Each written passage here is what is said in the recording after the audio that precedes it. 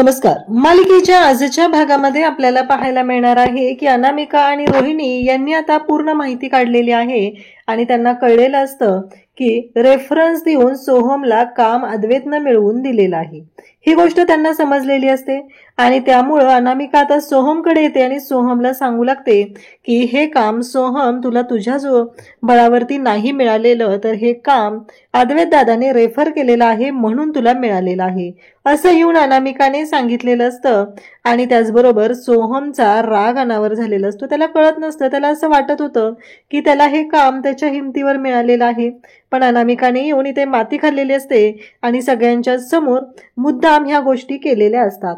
आणि त्याच वेळी अद्वैत तिथून चाललेला असतो. सोहम आता नाराज झालेला असतो, पण अद्वैत नक्कीच सोहमचा हा झालेला गैरसमज दूर करून सोहमला जो आनंद झालेला आहे त्याचं कर्तृत्व आहे, कारण त्याच्या कर्तृत्वावरच त्याला ह्या गोष्टी मिळालेल्या आहेत, हे अद्वैत पटवून देणार. आणि अनामिका आणि त्याचबरोबर रोहिणी यांची मात्र वाट लागलेली आपल्याला पाहायला मिळणार आहे. काहीही झालं तरीही त्या दोघींनी कितीही गोंधळ घातला, काहीही ठरवलेलं असलं तरीही या सगळ्या गोष्टी ज्या घडलेल्या आहेत त्या मात्र अद्वैत आणि कला व्यवस्थितच करणार हे आपल्याला माहिती आहे. आता सोहम नाराज झालेला आहे, कारण त्याला असं वाटत होतं की त्याच्या कर्तृत्वावर, पण अनामिकाने तर हेही सांगितलेलं आहे की मी त्यांना कॉल केलेला होता, त्यांनी मला एवढंही सांगितलेलं आहे की सोहम चांदेकर कोण आहेत याला ते ओळखतही नव्हते. परंतु सोहमच्या बाबतीत जे घडलेलं असतं त्याच्या पेंटिंग्स त्यांनी सिलेक्ट केल्यानंतर जिथे पेंटिंग लावलेले असतात तिथे फॉरेनचे जे आलेले असतात त्यांनी ते फोटोज व्हायरल झालेले आहेत, कारण त्यांनी ते फोटो सोशल मीडियावर टाकल्यामुळं सोहमचं नाव आता चांगलंच प्रसिद्धीला आलेलं असतं. आणि त्याचबरोबर इकडे अनामिकाने हा सगळा डाव आखलेला असतो.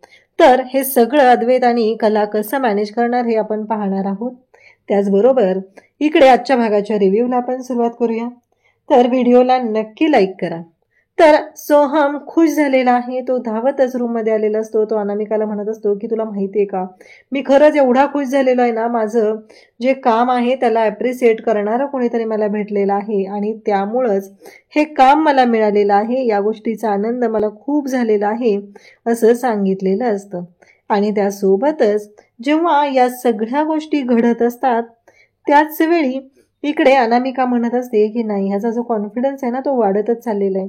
सो म्हणत असतो की बघ, माझ्या हिमतीवर मला हे काम मिळालेलं आहे आणि एकदा का माझ्या कामाची सुरुवात झाली की आता मी थांबणार नाहीये. तुला माहिती आहे ना, तुलाही असंच हवं होतं ना अनामिका, म्हणजे मी चांदेकरांचं नाव न वापरता या सगळ्या गोष्टी अशा झालेल्या आहेत. खरंच ही खूप चांगली गोष्ट आहे असं सांगितलं जात असतं. आणि त्याचबरोबर इकडे सोहम खुश आहे, अनामिका त्याच्यासमोर खुश असल्याचं नाटक करत असते, परंतु ह्या अनामिकाच्या अंगात किती मस्ती आहे ते तर आपल्याला माहितीच आहे, कारण ती फक्त आणि फक्त सोहमला उद्ध्वस्त करण्यासाठी आलेली आहे. ही गोष्ट सगळ्यांनाच माहिती आहे.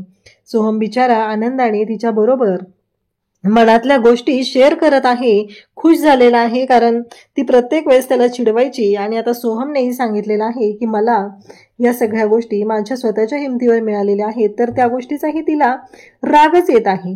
तिला जराही वाटत नाहीये की हे सगळं अशा पद्धतीने घडतंय, कारण ह्यामध्ये काहीतरी असं असणार आहे की जे मला शोधावं लागेल, एवढंच तिच्या डोक्यात सुरू आहे.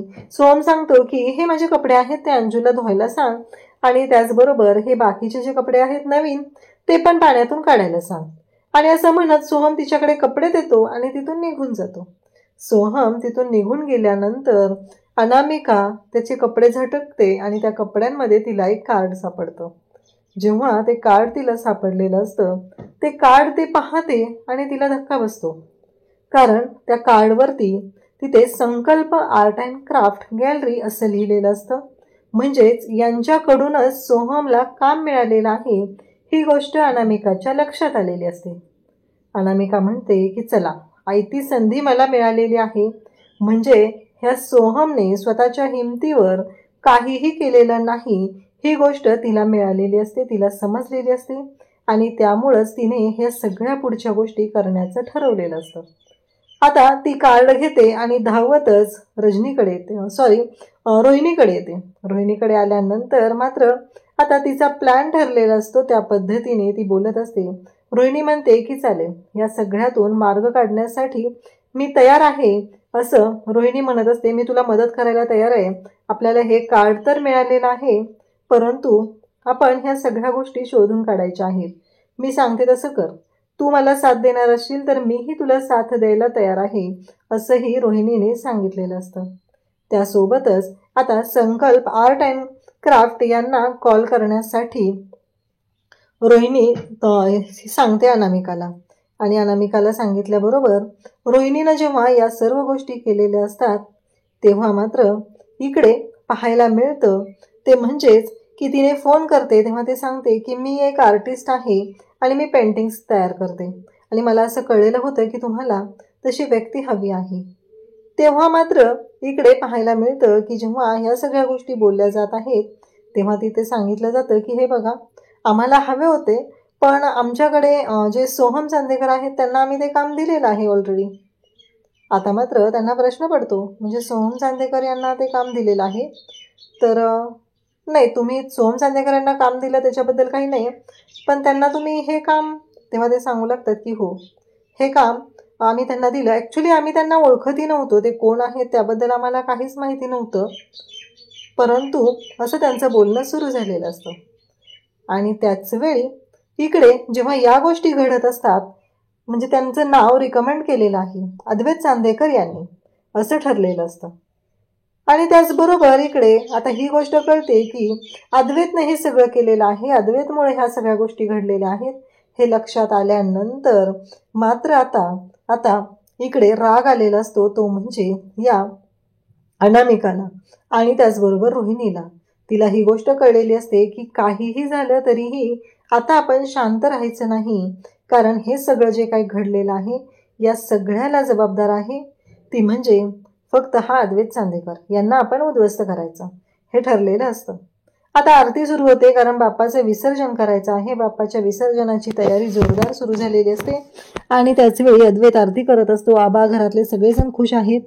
बाप्पा आलेले होते, घरातलं वातावरण आनंदी झालेलं होतं आणि या सगळ्या गोष्टी आनंदीमय वातावरणात सुरू होत्या. त्याचबरोबर इकडे पाहायला मिळतं की आता अद्वैत सगळ्यांना आरती देत असतो. रोहिणी तिथं उभी असते. रोहिणीला असं वाटत असतं की ह्या गोष्टी आपण करतोय म्हणजे खूपच छान पद्धतीने होणार आहेत. आणि त्याचबरोबर हे सगळं जेव्हा घडत असतं तेव्हा मात्र रोहिणीला सुद्धा एक भलताच आनंद झालेला असतो. रोहिणी खुश झालेली असते आणि ती म्हणत असते की आता ह्या अद्वैतची वाट लावायची. ह्या अद्वैतची वाट लावण्यासाठी जे काय करायचं आहे ते करायची तयारी रोहिणीने दाखवलेली असते. आणि रोहिणी म्हणत असते की मी आता यांना सोडणार नाही, एवढंच तिच्या डोक्यात सुरू असतं. आणि त्याचबरोबर आता अद्वैत बाप्पाला नमस्कार करत असतो. तो म्हणतो की खरेकडूनही तुला नमस्कार आहे माझा, असं इकडे सांगितलं जात असतं. आणि त्याचवेळी खरेच्या बाजूने सुद्धा नमस्कार केलेला आहे. आणि मग अद्वैत तो हार काढतो, बाप्पांना जो हिऱ्याचा हार घातलेला असतो तो हार काढतो आणि आबांकडे देतो. आबांनीही जी हिऱ्यांच्या त्या हाराची पेठी जी आहे, जो बॉक्स आहे तो घेतलेला असतो, त्याच्यामध्ये तो हार व्यवस्थित असा ठेवला जातो. त्याचबरोबर आबा तो हार आता सरोजकडे ठेवायला देतात. आता पुन्हा इथे मिरच्या जमलेल्या असतात, त्या म्हणजे रोहिणीला.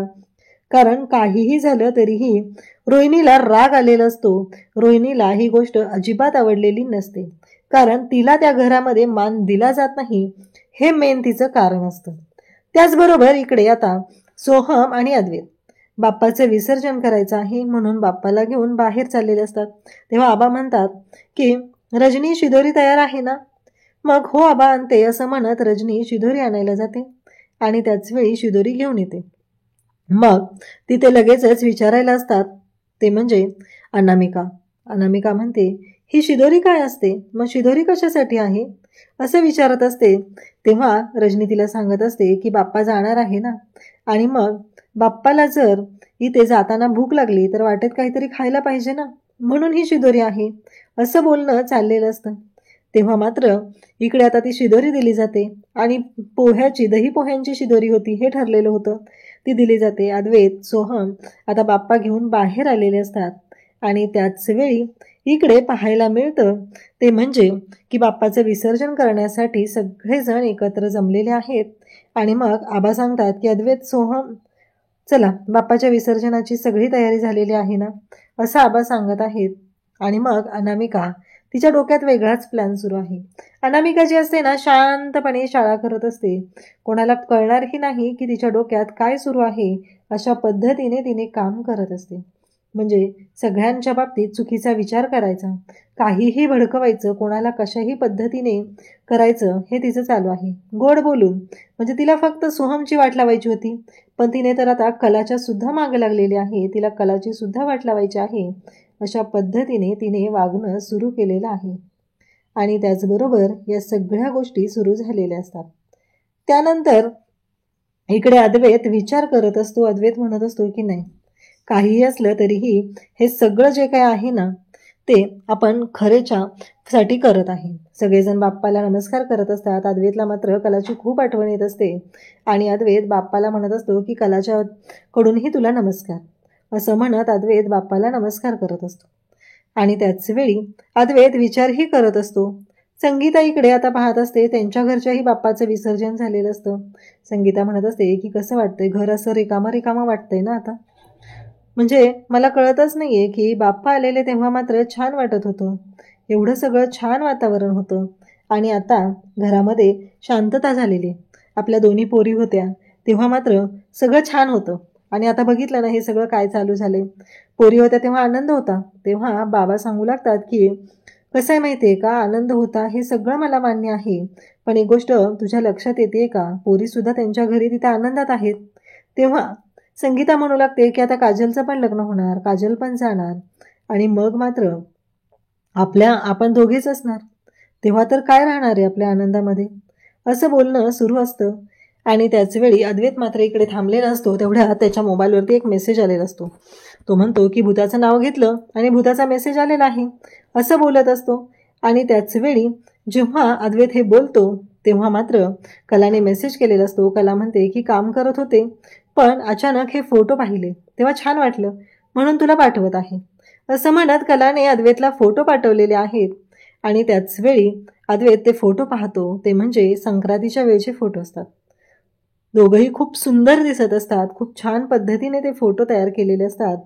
आणि अद्वैत ते फोटो पाहत असतो. त्याचबरोबर व्हॉइस नोटही आलेली असते. आणि अद्वैत ती व्हॉइस नोट ऐकत असतो. आणि तेव्हा मात्र जेव्हा ह्या सगळ्या गोष्टी घडत आहेत त्याच वेळी अद्वैत ही तेवढाच खुश असतो.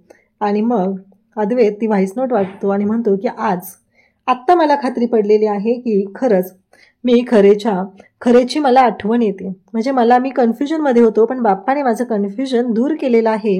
खरंच मला खरेची खूप आठवण येते, असं म्हणत अद्वैत स्वतःच आता मान्य करतो आणि स्वतःला कबुली देतो की हो, मला आठवण येते, असं म्हणत त्या फोटोकडे तो पाहत असतो. आता रूममध्ये येऊन झोपलेला असतो. खाली गादी टाकतो, झोपतो. त्याला काही झोप येत नसते, त्याला आठवण येत असते. त्यानंतर तो उठतो आणि बेडवरती झोपतो, तरीही त्याला झोप येत नसते. तेव्हा मात्र अद्वैतचे हाल चाललेले असतात. बिचाऱ्याला वाईटही वाटत असतं की हे सगळं काय घडतंय, म्हणजे माझ्या बाबतीत अशा पद्धतीने गोष्टी का घडत आहेत, असं म्हणत तो म्हणतो की ही खरेची उशी आहे ना, ती घेतो आणि झोपतो. तेवढ्यात अद्वैतचं मन तिथं येतं आणि ते त्याच्याशी बोलू लागतं. तेव्हा मात्र अद्वैत पाहतच राहतो. आणि त्याचबरोबर अद्वैत म्हणत असतो की आता काय करू, म्हणजे मला झोप लागली आहे. तेव्हा तो म्हणत असतो की बरोबर आहे, म्हणजे तुला ना खरेची आठवण येते, तू तिच्या प्रेमात पडलाय पण मान्य करत नाहीये. जेव्हा ती तुझ्याबरोबर असते तेव्हा मात्र तुला त्या गोष्टी मान्य करायच्या नसतात. आणि आता ती तुझ्याबरोबर नाहीये तर तू कसा विसरतो. आठवतंय का, जेव्हा ती हे घर सोडून निघून गेली होती, चूक तुझी होती, तरीही तू किती पॅनिक झाला होता, आठवतंय का हे सगळं. अशा पद्धतीने आता त्याला आठवत असतं. तो बोलत असतो आणि म्हणत असतो की त्याचं मन त्याला सांगू लागतं की तुझी चूक झालेली होती ना, तू तिची माफी मागायला हवी होती, पण नाही, तू तिची माफी मागितलेली नाहीये, असं बोलणं चालू आहे. आणि आता मात्र अद्वैत म्हणत असतो की हो, खरे आले की मी तिची माफी मागेन, असं अद्वैत बोलत आहे. आणि मग अद्वैतने मान्य केलेलं आहे की माझी चूक झालेली होती आणि मी खरेची माफी मागणार आहे. त्याचबरोबर इकडे अद्वैतने कलाची माफी मागण्याचं ठरवलेलं आहे. आणि त्याचवेळी कलाच्या बाबतीत त्याने आता पॉझिटिव्ह विचार करत आहे. खरेशिवाय आपण जगू शकत नाहीये, खरे मला माझ्या आयुष्यात हवी आहे, हे सगळं तिथे त्याने मान्य केलेलं आहे. म्हणजे खरंच तिने आता डिवोर्स देऊन गेली तर काय होईल, हा प्रश्न सुद्धा पडलेला आहे. त्याचबरोबर इकडे अद्वैतने मान्य केलेल्या आहेत गोष्टी. आणि काहीही झालं तरीही अद्वैत म्हणत आहे की मी आता शांत राहणार नाही. मला खरेच्या बाबतीतल्या सगळ्या कन्फ्युजन दूर करायच्या आहेत, हे अद्वैतच्या डोक्यात सुरू आहे. अद्वैतने मनापासून कलाचा स्वीकार केलेला आहे आणि अद्वैत आणि कला दोघंही आता एकत्र कसे येणार आहेत हे सुद्धा आपल्याला पाहायला मिळणार आहे. त्याचबरोबर आता दुसऱ्या दिवशी सकाळी सगळेजण ब्रेकफास्टसाठी जमलेले असतात. अद्वैतही तिथे येतो आणि अद्वैतही ब्रेकफास्टसाठी तिथं आलेला आहे. सगळेजण आहेत आणि त्याचबरोबर अद्वैत म्हणत असतो की हो, तर आता ब्रेकफास्टसाठी अद्वैत आहे, घरातले सगळेजण तिथं आहेत. मग अद्वैत म्हणतो मी तुमच्या सगळ्यांसाठी कॉफी बनवतो. अगदी खरे बनवते ना तशी. रजनी उठते आणि म्हणते अरे राहू दे अद्वैत, मी बनवते ना. अद्वैत म्हणतो की नाही रजनी काकी, मी बनवतो. मग अद्वैत कॉफी बनवायला चाललेला असतो. सरोज सुद्धा पाहत असते. सरोजच्या लक्षात आलेलं असतं की यांच्या दोघांच्या नातं बहरतंय का. ही खरं तर सरोजने कला आणि अद्वैतची परीक्षा घेण्यासाठी केलेलं असतं. आणि मग अद्वैत आता कॉफी बनवायला जातो. तेव्हा अद्वैतला आबा सांगत असतात की वेलची पण टाक रे, कलाच्या हातची चव जी आहे ना ते आम्ही विसरलेलो नाहीये. म्हणजे कला ज्या पद्धतीने कॉफी बनवते ना त्याच पद्धतीने बनव, असं आबा आवर्जून अद्वैतला सांगत असतात. आणि त्याच वेळी आबा म्हणत असतात की हो, अगदी त्याच पद्धतीने सगळं झालं पाहिजे. अशा पद्धतीने गोष्टी चाललेल्या असतात. आणि मग आता कॉफी बनवलेली असते. त्याचवेळी रजनी त्याच्या मदतीला आलेली असते. रजनी पाहत असते अद्वैत कशा पद्धतीने काम करत आहे. आणि त्याचवेळी रजनी त्याला सांगत असते. मग अद्वैत म्हणतो वेलची कशी टाकू, डायरेक्ट टाकू का काय करू, असं बोलणं चाललेलं आहे. आणि मग वेलची आत्ताच टाकायची आहे पण ती बारीक करून कलाने ठेवलेली आहे हे सुद्धा सांगितलेलं असतं. आणि त्याचबरोबर या सगळ्या गोष्टी जेव्हा घडत असतात तेव्हा मात्र आता सोहम आलेला असतो. सोहम जाम खुश असतो. सोहम म्हणत असतो की माझ्या आयुष्यातला आनंदाचा हा क्षण आहे, असं म्हणत सोहम तिथे सगळ्यांना सांगू लागतो की माझे पेंटिंग ज्या ठिकाणी सिलेक्ट झाले होते ना, तर त्यांच्याकडे ना त्यांनी आता मला सांगितले की माझे पेंटिंग सिलेक्ट झालेले होते, तर त्यांनी एक्झिबिशन भरवलं होतं आणि तिथे फॉरेन क्लायंट आलेले होते. त्यांनी ते पाहिले, त्याचे फोटो काढलेत आणि ते फोटोसुद्धा व्हायरल झालेले आहेत. या सगळ्या गोष्टी सांगितलेल्या असतात. तेव्हा मात्र आता सगळ्यांनाच तिथे खूप आनंद झालेला असतो. सोहमच्या आयुष्यामध्येही खूप चांगल्या गोष्टी घडत आहेत हे मात्र लक्षात आलेलं असतं. आणि मग सोहमच्या आयुष्यात ह्या सगळ्या चांगल्या गोष्टी ज्या पद्धतीने घडत आहेत ते मात्र जेव्हा लक्षात येतं तेव्हा मात्र सोहमही खुश झालेला आहे. तो सांगत असतो आणि लाखो व्ह्यूज आलेले आहेत, सगळीकडे कौतुक होत आहे, एवढे व्हायरल झालेले आहेत. शेवटी फायनली मी माझ्या कर्तृत्वावरती हे काम मिळवून माझी सुरुवात केलेली आहे. अद्वैत तिथे येतो आणि सोहमला म्हणतो की खरंच आज खऱ्या अर्थाने आनंदाचा दिवस आहे. कारण अद्वैतने फक्त रेफर केलेलं होतं, बाकी अद्वैतने काही नव्हतं केलेलं. पण तरीही अद्वैतचं म्हणणं होतं की या सगळ्या गोष्टी ज्या पद्धतीने झालेल्या होत्या, आज सोहमला एक संधी मिळणं गरजेचं होतं आणि ती संधी मिळालेली होती. सोहम इकडे सांगत असतो तेव्हा अद्वैत म्हणत असतो की अशीच तुझी भरभराट होणार आहे. मग सोहमकडे अनामिका येते. कारण रोहिणी आणि अनामिका यांचं ठरलेलं असतं की आता सोहम एवढा हवेत उडतोय तर टाचणी लावली पाहिजे ना त्या फुग्याला, लेच फुगायला लागलाय, असं म्हणालेली असते. आणि मग अनामिका तिथे येते आणि त्याला म्हणू लागते तुला माहिती आहे का, हे काम तुला स्वकर्तृत्वावर मिळालेलं नाही, तर अद्वैत दादाने तुला रेफर केलेलं होतं म्हणून तुला हे काम मिळालेलं आहे. एवढंच काय तर ती लोक तुला ओळखतही नव्हती. अशा पद्धतीने जेव्हा सांगितलं जातं तेव्हा सोहमचा राग अनावर होतो. अनामिका म्हणते की मला हे अजिबात आवडलेलं नाही. मला असं वाटत होतं की हे काम तुझ्या स्वबळावर तुला मिळावं, पण ते काम तुला तुझ्या स्वबळावरती मिळालेलं नाही, असं अनामिकाने सांगितल्यानंतर सोहम भयानक असा चिडलेला असतो आणि तो म्हणत असतो की नाही, हे सगळं जे काही घडलंय ना ते मला अजिबात आवडलेलं नाही. अद्वैत तिथून चाललेला असतो. अद्वैत आणि सोहम यांची धडकाधडक होती, पण सोहम तसाच निघून जातो. अद्वैत आता विचार करू लागतो की सोहमला काय झालं, म्हणजे अचानक सोहम असा रागाने का निघून गेलाय, हा प्रश्न अद्वैतला पडलेला आहे. आणि अद्वैत मात्र सोहमकडे पाहतच राहतो. सोहमला तो समजवण्याचा प्रयत्न करणार आणि नक्कीच त्यांचं जे नातं आहे ते कशा पद्धतीने सुरळीत होणार आहे ते आपल्याला पुढे पाहायला मिळणार आहे. अशाच अपडेटसाठी चॅनलशी कनेक्ट राहा. थँक्यू.